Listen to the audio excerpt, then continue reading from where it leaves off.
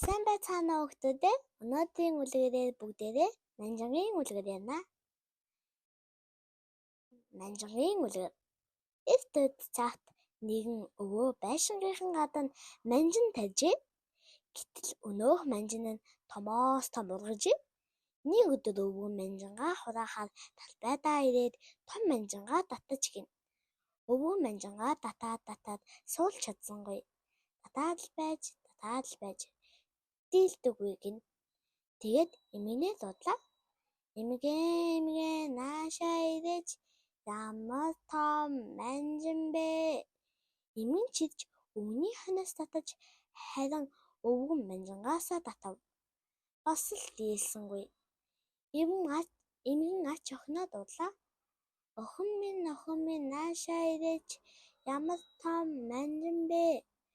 Охин гэж эмгэний хойноос эмгэн өвгнөөсөө харин өвгөн манжингаасаа татаад байж мөн л дийлсэнгүй. Охин нохоогоо дуудав. Нохоо наашаа ирээч, ямар том манжин бэ? Нохооч тэр даруул хүрээд ирэв. Нохоо охиноос татан, охин эмгэнээс татан, эмгэн өвгнөөс татан харин өвгөн манжингаасаа татав. Хичнээн татсан ч дийлсэнгүй тул муурыг дуудав.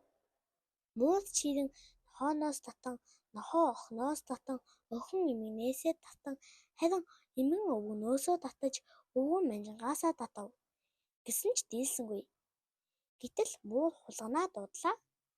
Хулган муунаас муу нохооноос, нохоо охиноос, охин эмгэнээсээ, эмгэн өвгнөөс харин өвгөн манжингаас татав. Татаад л байж манжин сууран гарав. Тэд маш их баярлаж манжингаа чанаж идээд бүжиглэн ад жаргалтай төгсөв.